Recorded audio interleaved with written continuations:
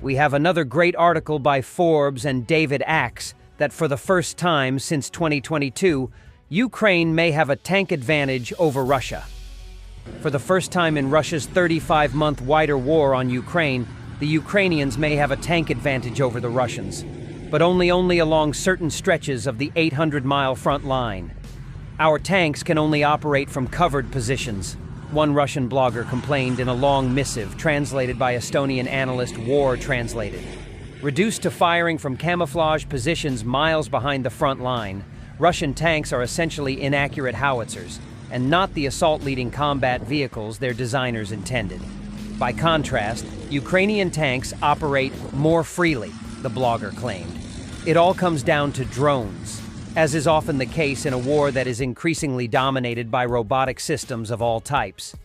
The enemy has achieved sufficient scale and variety in its drones and has honed its tactics for their use, the blogger explained. Anywhere along the front line where the Ukrainians have managed to deploy 2 company-sized drone groups, each with a few dozen operators, Russian tanks simply don't reach the line for launching an attack, according to the blogger. They get droned miles behind the line of contact. Ukrainian tanks enjoy safer airspace, the blogger claimed.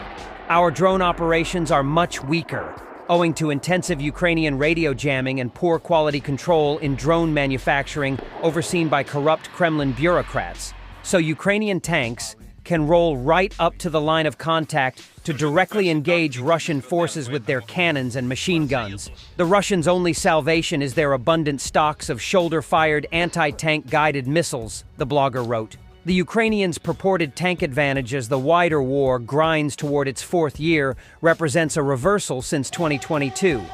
Back then, Ukrainian brigades rarely used direct fire with tanks, owing to Russia's huge advantage in artillery and air power.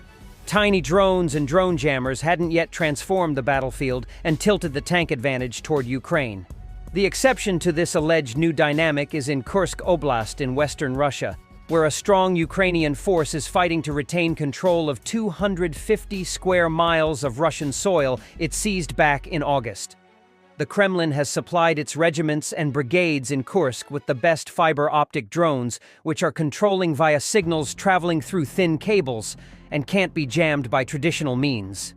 The Russians' fiber-optic drones helped blunt a Ukrainian attack along the northern edge of the Kursk salient on January. Evidence abounds of the new jam-proof drones striking Ukrainian tanks, including the best American-made M1 Abrams and German-made Leopard 2s. But the Kremlin only supplies the new drones to priority sectors, including Kursk, the blogger explained. That leaves units in other sectors to make do with drones that often don't work. And when they do work, are promptly grounded by Ukrainian jamming. The Ukrainians' drone advantage has become a tank advantage as the war has ground on. Russian anti-tank missiles blunt this advantage, but the main reason the Ukrainians can't leverage their armored edge to roll back recent Russian gains may be a persistent shortage of infantry. While they may lack the infantry to hold large areas, they remain a formidable opponent, the blogger warned. The heavy bomber UAV Baba Yaga destroys a Russian ammo depot belonging to the 810th Separate Guards Marine Brigade in Plakovo, Kursk region. The 109th Separate Mountain Assault Battalion destroyed a Russian BM-21 Grad MLRS.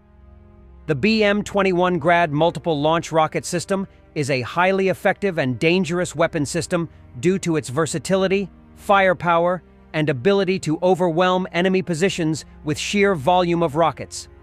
A single Grad launcher can fire 40 rockets in about 20 seconds. When used in groups, which is common, entire areas can be saturated with devastating explosions in moments. Russian military bloggers sometimes come up with the most unbelievable nonsense. Here's one with 300,000 plus followers who claims that only Russia can save Europe because the US supposedly wants to destroy it. This is the same Russia whose GDP is 8 times smaller than that of the EU. And yet, this is a popular Russian blogger. Europe has almost no chance of survival left. The United States is methodically destroying it. The main competitors of the US are the economies of Europe and China, not Russia. Unfortunately, before the special military operation, Russia was a resource-driven state that built its economy on resource sales rather than on technology. Meanwhile, Europe and China are technology-based economies. Look at the statistics, for example, on how many manufacturing facilities have shut down in Germany and where those facilities have been relocated. You'll be surprised to learn that it's to the United States. The only thing that can save Europe is Russia, as strange as that may sound. And what about the Hamlet? The Hamlet is nothing, just puppets whose task is to play their part. They influence nothing and are of no interest in the long term. Russian UFC fighter Khabib Nurmagomedov removed from Alaska Airlines flight in Las Vegas for his bizarre behavior when asked if he will assist passengers in case of an emergency while being seated in the emergency exit row. Nurmagomedov was offered a regular seat, but he refused. It's totally unclear why did he acted that way. No, I can help you. And now you guys, because this woman don't understand what she's talking about.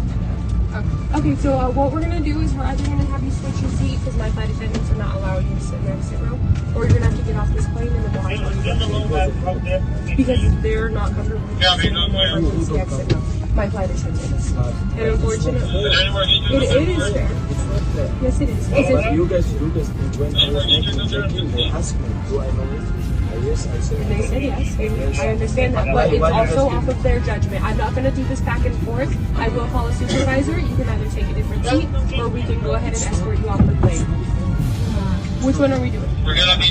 Okay, I'll call a supervisor, and then we're going to have to rebook you for a different flight. Josh, do you copy?